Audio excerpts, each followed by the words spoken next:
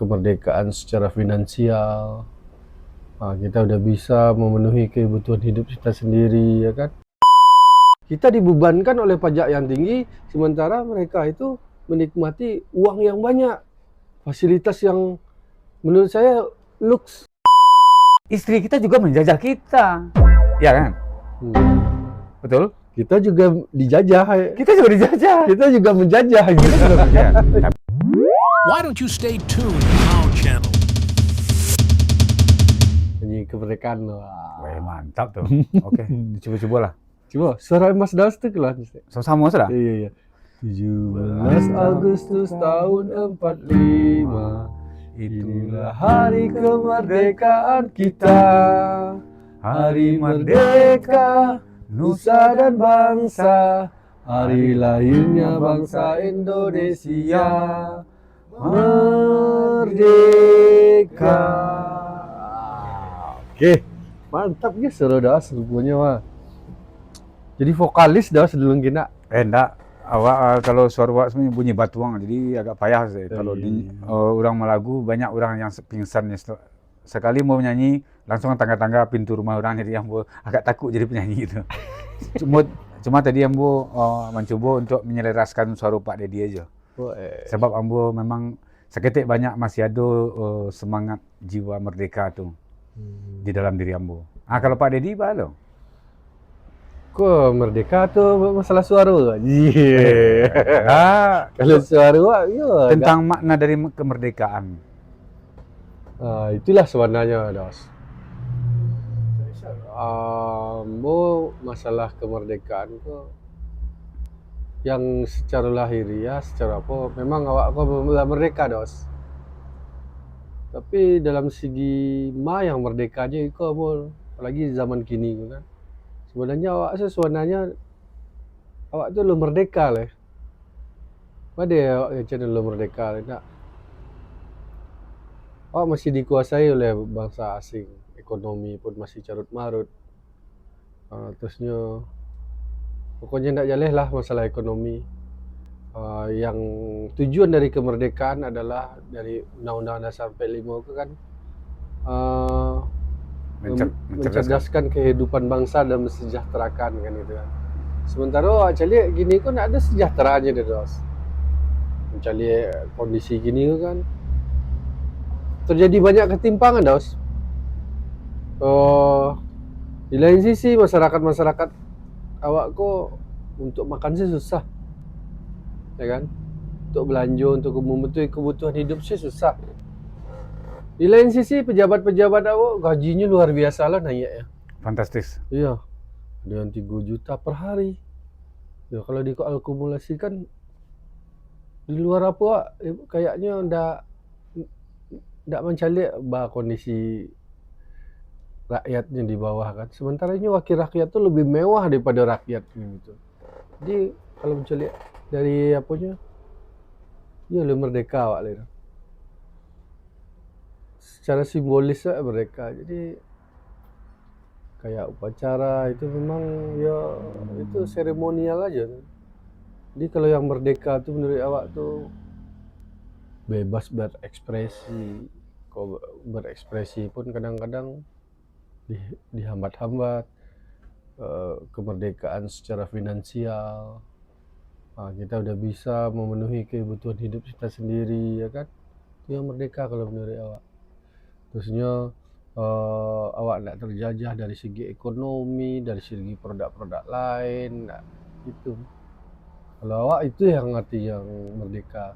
Dan yang awak rasa kini kok memang awak merdeka, tapi awak sebenarnya terjajah gitu.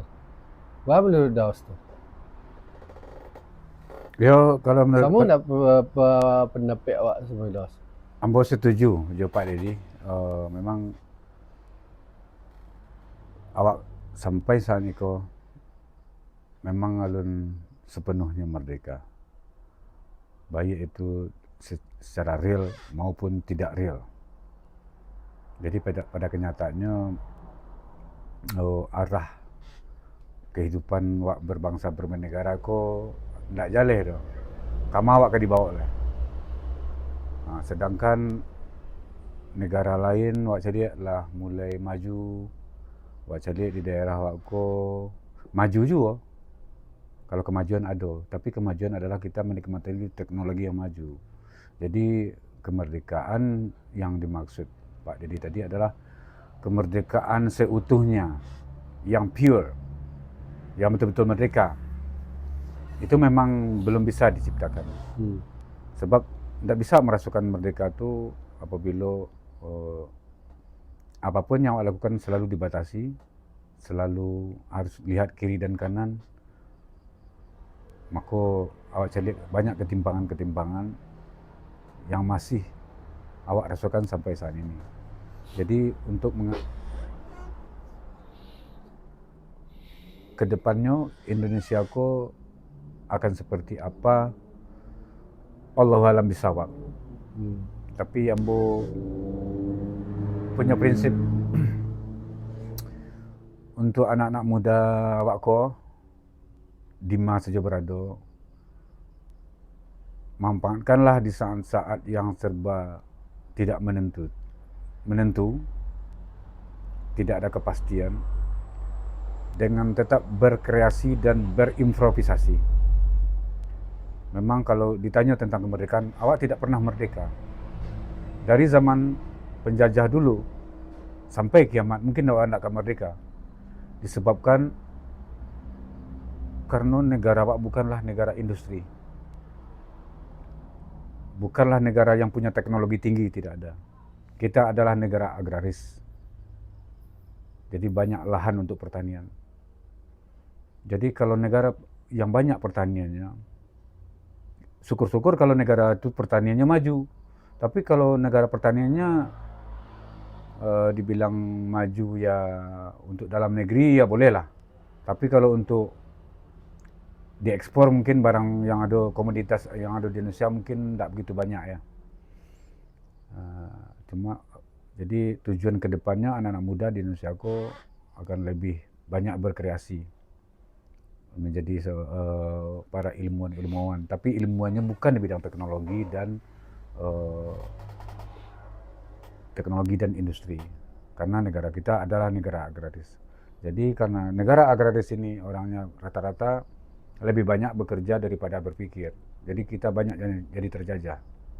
Makanya di Indonesia ini kita tidak pernah merasa merdeka. Mulai dari tahun dahulu sampai saat ini, tidak pernah merasa merdeka. Disebabkan karena memang secara umum awak di Indonesia ko adalah negara agraris, petani. Jadi awak tidak akan bisa menampilkan sesuatu yang lebih kepada negara lain. Ya, sebenarnya kalau menurut awak masalah petani sama teknologi itu di saat zaman sekarang kok kebutuhan itu lebih banyak kebutuhan pokok ya. Lebih banyak sebenarnya dari petani ya. Ya. Sementara kini kok hal seperti itu kadang-kadang lah mulai terabaikan. Nah, contohnya pada yang disebutkan tadi itu nak, kita ini Indonesia ini nak, khususnya daerah Riau, Sumatera ini banyak menghasilkan sawit ya. Tapi sawit-sawit yang dihasilkan kok minyak CPO-nya itu yang terbaik itu ndak lo awak yang menikmati itu, diekspor lo kan. Nah, terus yang kedua, harga sawit kok ndak lo bisa awak kontrol dah, dikontrol oleh harga dunia. Jadi kan ndak lo juga merdeka jadi Belum kan. belum merdeka. Ndak lo merdeka. Terus kalau seandainya masa awak lari ke teknologi kan, sementara daerah awak kok daerah iklimnya iklim tropis, lahannya rancak, tanahnya subur kan. Sebenarnya kekuatan awak itu sebenarnya di pertanian. Betul. Unggulannya kalau di lain teknologi pun bisa ya. Cuma kalau kekuatan awak dari lahan luas, tanahnya subur, kenapa tidak memanfaatkan itu kan untuk pertama ya untuk memenuhi kebutuhan. Terus yang kedua semakin banyaknya lahan, jadi lahan diolah untuk jadi pabrik apa, akhirnya lahan untuk untuk pertanian makin lama makin sempit. Nah, itu yang menyebabkan nanti terjadinya surplus atau kekurangan bahan pangan kan. Nah, itu Indonesia aman untuk hal itu. Cuma dalam mengendalikan pasar itu masih dikendalikan oleh cukong-cukong. Ah, itu belum merdeka kalau menurut awak. Ya. Cukong-cukong itu masih memonopoli harga. Itu baliklah ke zaman kolonial Belanda dulu lah, zaman penjajahan dulu. Ya. Kini sebenarnya kita Belanda itu sebenarnya dia itu kan memonopoli dulu, memonopoli hasil-hasil bumi. Apa yang dilakukan Belanda itu, sekarang pun sebenarnya seperti itu. Nah, jadi yang merdeka itu ya kemerdekaan seremonial aja. Artinya secara apa kita masih terjajah dari petani, pupuknya mahal ya kan.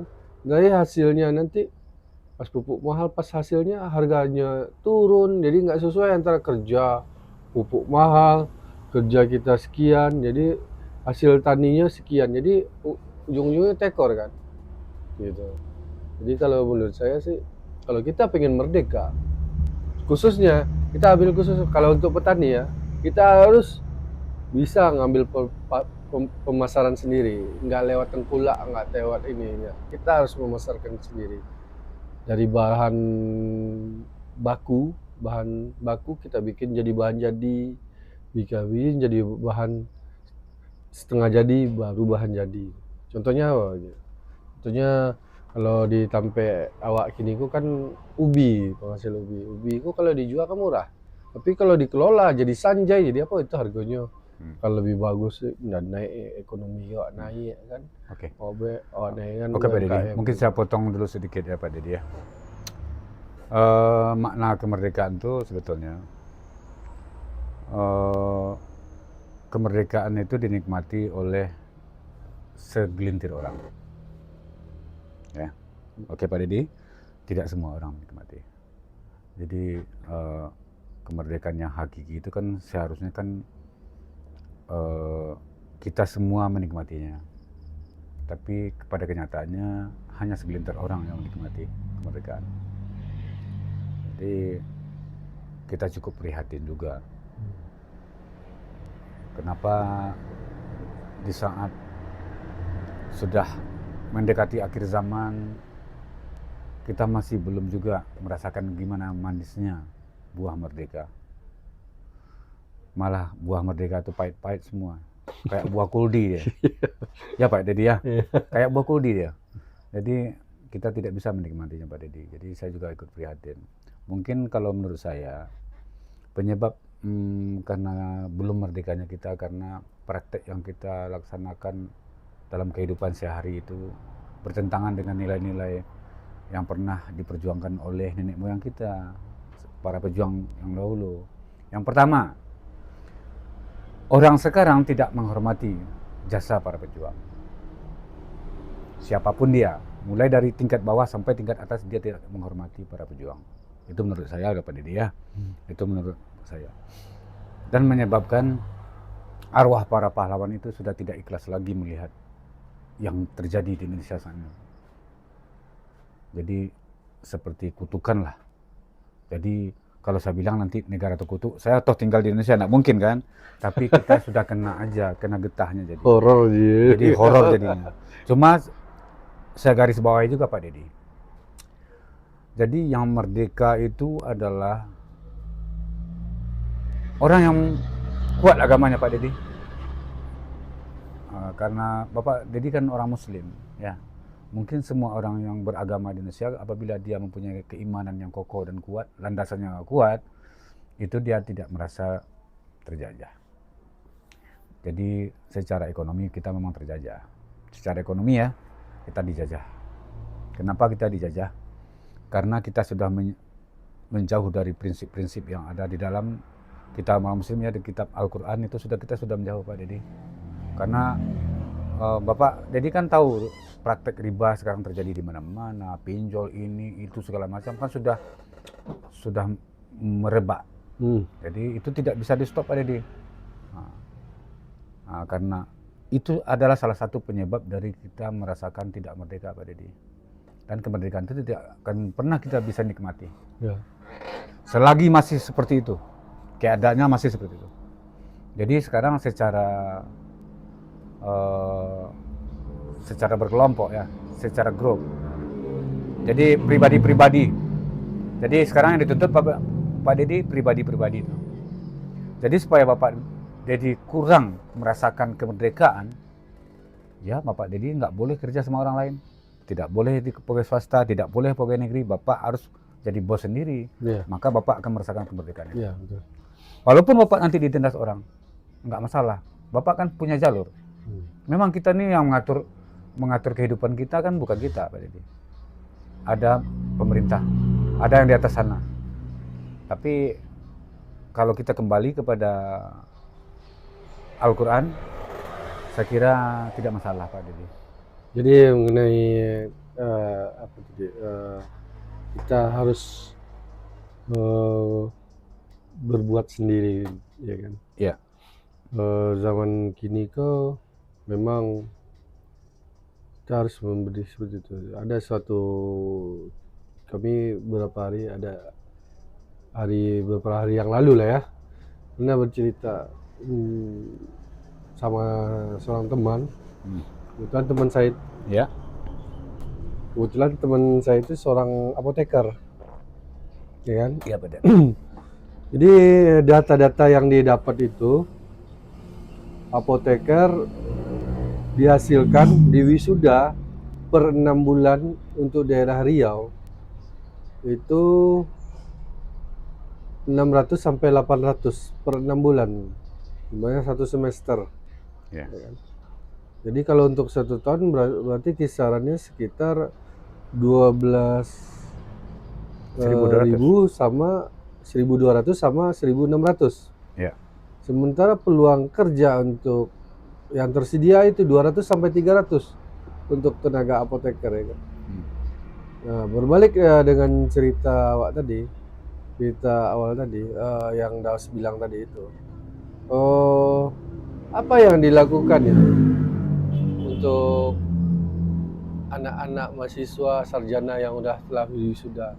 Terus ada cerita lagi, keponakan saya nanya, job kita lagi ini Om, mau wisuda, ya kan? Sementara yang di wisuda banyak peluang untuk kerja, peluang kerja itu sangat kecil. Jadi saya memberi ilustrasi kepada keponakan saya itu begini. Saya ambil gorengan 5, tuh 2, 3, 4, 5.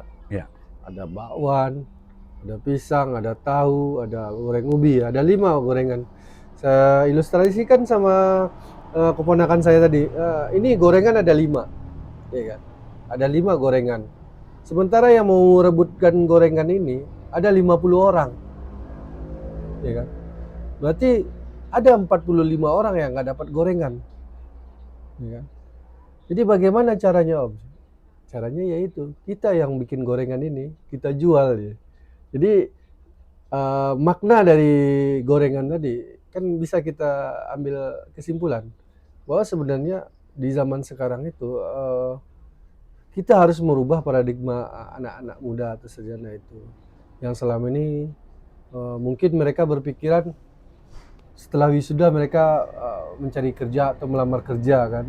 Sementara peluang kerja itu sangat kecil. Dirubah paradigma itu. Bagaimana kita itu membuka usaha sendiri atau membuka lapangan usaha sendiri. Nah itu seperti yang cerita tadi, kita yang jual gorengan, kita yang bikin gorengan, terusnya kita bisa menikmati, orang lain juga bisa menikmati. Itu sebenarnya paradigma sekarang yang perlu kita kasih ke anak muda sekarang. Ibaratnya kita pengaruhilah anak muda sekarang. Kita harus bisa menciptakan lapangan kerja sendiri yang selama ini. Karena sangat miris ya. Untuk mendapatkan apoteker aja itu biaya yang dibutuhkan sangat besar. Belum biayanya, waktunya. Sementara peluang kerjanya segitu. Ya. Oh. Jadi kembali kepada konteks kemerdekaan tadi Pak Ded. Jadi seperti yang Bapak Dedi ketahui bahwa kalau kemerdekaan saat ini kita cuma merdekanya semacam seremoni, cuma kita pelajari, setiap hari kemerdekaan kita upacara. Itu kan secara kontekstualnya begitu. Tapi pada dasarnya ada kemerdekaan yang tidak bisa dipengaruhi oleh yang dari luar, dari manapun tidak bisa dipengaruhi Pak Dedi. Itu kemerdekaan Anda dalam berkreasi. Itu yang cuma kita punya. Iya. Dalam berkreasi termasuk itu seperti yang Bapak Dedi katakan tadi bahwa kalau anak-anak itu harus menciptakan lapangan kerja sendiri. Mereka kan bisa bikin konten-konten yang lain. Kan itu kemerdekaan yang ada dari dalam dirinya yang dikeluarkan. Jadi cuma itu yang tinggal. Tapi kalau kita melihatnya keluar, itu kita tidak ada merdekanya. Kita selalu dibatasi, ditekan. Pokoknya itu nggak pernah ketemu yang tadi. Iya. Tapi kalau kemerdekaan hakiki adalah kemerdekaan yang keluar dari inspirasi kita. Bapak Dedi contoh. Bapak Dedi tidak boleh menggunakan HP, berarti kemerdekaan Pak Dedi sudah di stop. Bapak Dedi tidak boleh menonton televisi, berarti kemerdekaan sudah stop. Bapak Dedi tidak boleh pakai mobil, itu sudah di stop. Bapak Dedi tidak boleh pakai motor, di stop juga. Berarti itu yang namanya, itu sudah mencakup semuanya. Jadi namanya ibaratnya kita tidak akan pernah menikmati kemerdekaan walaupun sedikit. Kalau sekarang Pak Dedi, kalau kemerdekaan yang kita miliki secara global, secara nasional ya, itu kita memang belum merdeka. Tapi ingat Pak Dedi, tidak semua daerah yang mengatakan seperti itu, tidak. Cuma saya tidak mau kasih tahu daerah mana saja yang merasa diri mereka tuh masih merdeka. Mereka yang masih melaksanakan nilai-nilai yang ada di Undang-Undang Dasar dan Pancasila. Itu yang masih merasakan kemerdekaan. Tapi bagi yang lain, mungkin kalau menurut versi saya Pak Dedi ya, kalau daerah lain memang iya. Apa penyebabnya? Penyebabnya karena populasi mereka tinggi. Populasi kita sedikit, jumlah penduduk kita sedikit, daerah kita sedikit. Tapi kalau yang numpuk di Pulau Jawa, kasihan kita. Mereka memang tidak ada merdekanya. Memang secara umum itu memang tidak ada yang merdeka. Tapi kalau untuk bagian daerah-daerah tertentu, itu mereka tidak pedulilah, forget it. Ya, khususnya yang mereka udah swasembada gitu. Ya. Swasembada apapun ya, mereka nggak ngaruh gitu. Iya, jadi makna dari kemerdekaan tadi Pak Dedi ya, kemerdekaan itu adalah orang yang tidak pernah merasakan kemerdekaan adalah orang yang tidak bisa mengeluarkan potensi yang ada dalam dirinya. Itu yang kemerdekaan. Jadi mereka mendam aja, terimo. Kalau bahasa orang Jawanya nerimo. Enggak itu gitu mereka juga. terjajah. Enggak gitu juga? Enggak. Kenapa? Salah. Kalau menurut saya sih agak rancu ya. Kemerdekaan itu mereka mengekspresikan, mengeluarkan kreativitas tapi dibatasi. Nah itu yang nggak merdeka itu.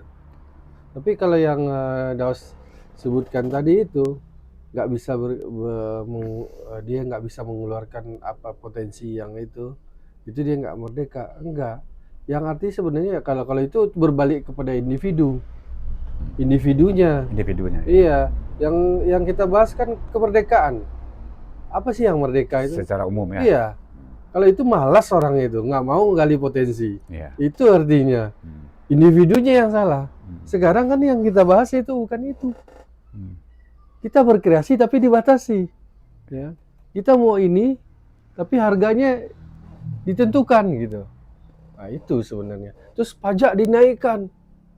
Sementara pejabat-pejabat gajinya besar gitu. Nah, kita dibebankan oleh pajak yang tinggi, sementara mereka itu menikmati uang yang banyak.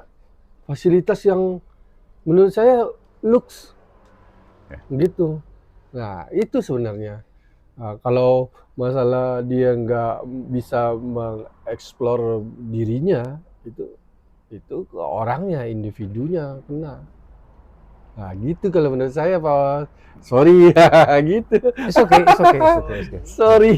Sorry ya. Iya, sorry Nggak apa-apa, ya. santai aja, santai aja. Iya. Kita kan relax. Jadi itu boleh saya terima Pak Dedi Oh, ya. boleh. Boleh. Jadi saya betulkan Bos, apa ya. yang oke, mantap. Cuma mungkin secara apa mungkin personal ya, secara daerah residen gitu ya, secara kedaerahan, kemudian kepulauan, kemudian melungkup seluruh Indonesia, itu memang masih belum merasakan makna nyata dari sebuah kemerdekaan. Iya. Jadi sebagai orang yang boleh dikatakan, saya kan udah lebih 50 tahun, karena saya tidak terikat dengan pemerintah, saya tidak terikat dengan swasta, saya terikat dengan naluri saya. Kemarin 17 Agustus kemarin upacara, Das. Alhamdulillah saya waktu upacara cuma di waktu Bapak Zaman Soeharto saja. Selebihnya saya nggak ikut upacara. Nanti kemarin nggak upacara. Saya upacara saya kerja aja. Kerja ya. Kerja kemudian berkarya. Iya, saya lihat yang upacara-upacara itu ya memang ya itu yang berhubungan sama pemerintahan banyak. Yang terkait ya. Ya sebetulnya kalau kita ikut upacara itu tidak ada hubungannya dengan itu. Kalau rasa nasionalisme kita itu ada, itu kita pasti ikut upacara. Kalau saya masih punya, Iya. tapi kebetulan pekerjaan saya tidak memang nggak bisa saya hadir. Sebenarnya gini ya. Sebetulnya saya nyanyi Indonesia Raya, Hafal. Merdeka itu hafal saya sana, karena notnya tuh memang ini Iya. bagus. Jadi Cuma memang bertolak belakang dengan kenyataan memang. jadi gini, Das, apa ya? Zaman sekarang ini ada kepentingan, ya kan? Ada kepentingan, ada suatu apa? Terlibat suatu aturan. Ya kalau kita ini yang bukan orang ibaratnya yang di luar dari sistem, kalau ditanya nasionalis, ya mungkin kita lebih Indonesia gitu kan. Iya betul. Kita lebih Indonesia. Ya. Cuma kita nggak mau berpura-pura gitu. Betul. Kita tidak. Upacara itu kan kadang berpura-pura. Kayak apa kalau menurut saya ya? Kalau nggak ini diisi absen gitu kan. Semacam ada paksaan gitu kan. Ya. Kalau sebenarnya kalau nasionalis, kita lebih nasionalis gitu. Cuma kita nggak mau berpura-pura gitu kan. Ya, betul. Terus yang kedua, ya itulah kenapa? Tapi ngomong-ngomong di tempat Pak Dedi ada ini nggak? Ada karnaval kak? Ada acara-acara nggak? Ada. Ada karnaval ada. Di Berarti tempat saya. kalau ada karnaval atau acara-acara, berarti rasa nasionalismenya yang tumbuh Ada. bagus. Bagus. Nah, Cuma ya itulah sebenarnya kalau menurut saya tadi Daus ada yang bilang ada suatu daerah yang merdeka. Tapi kalau saya lihat secara global mereka itu belum menikmati apa itu kemerdekaan. Anda betul. Maksud saya begini. Kalau kita merdeka itu kan artinya kita bebas. Apabila kita diintimidasi oleh seseorang itu namanya terjajah.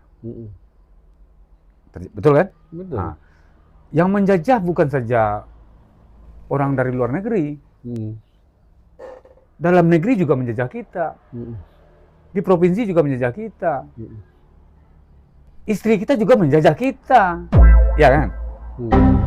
Betul? Kita juga dijajah. Kita juga dijajah. Kita juga menjajah gitu.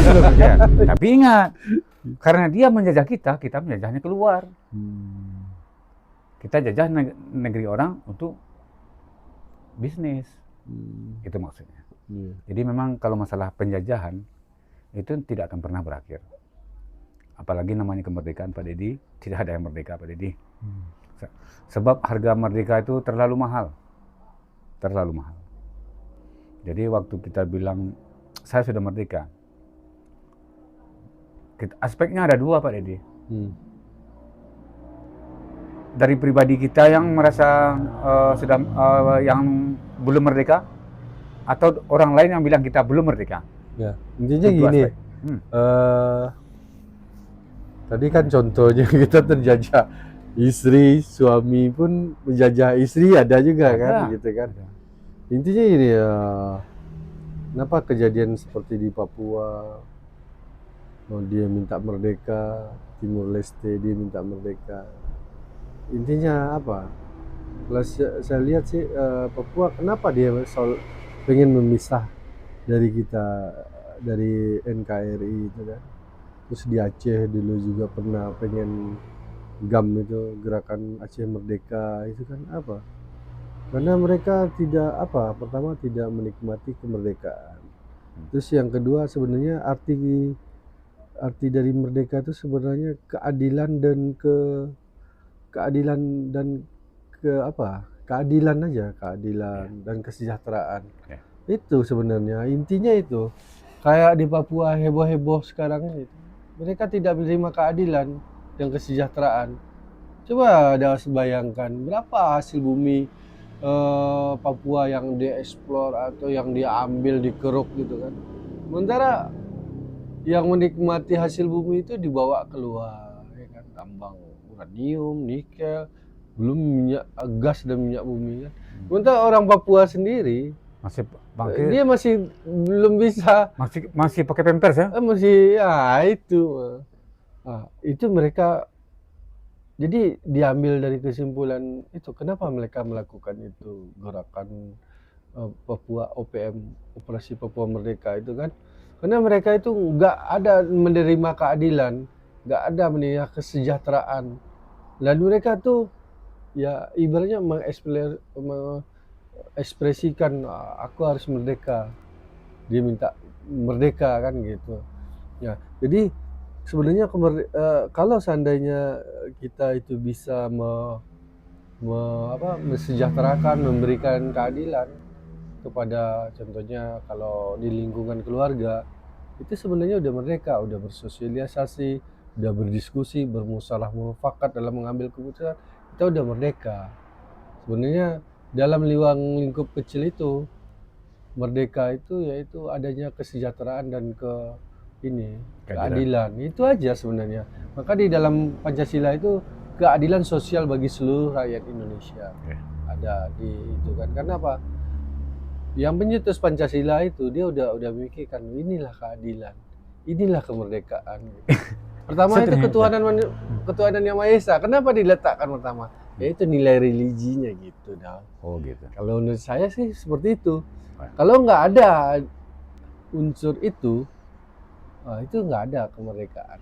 Oh, ini tentang merdeka ya Pak Didi ya? Iya. Nah, tapi apa yang kita dapat ambil dari kesimpulan dari pembicaraan kita ini apa Pak Didi ya? Bisa nggak Pak Didi memberikan sebuah definisi? Closing statement-nya apa?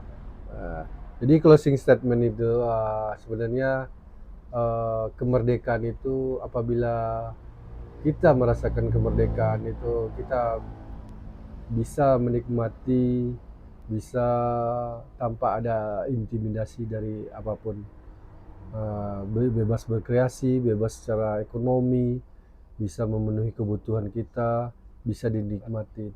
Jadi inti dari closing statement kita ini, merdeka itu adalah apabila kita telah melakukan keadilan dan mensejahterakan, itu udah merdeka. Adil, maksudnya adil di sini ya sesuai dengan porsinya. Ibaratnya kalau mereka jangan bebas mengekspresikan semuanya kan. Disitulah letaknya keadilan. Kalau mereka bebas mengekspresikan semuanya, tidak memperhatikan nilai-nilai norma-norma adat dan budaya, itu kan nanti kan nggak adil nanti. Nah itu, jadi mereka ada memang bebas tapi ada batasan. Makanya adanya keadilan dan kemerdekaan itu adalah mensejahterakan kehidupan bangsa dan bernegara.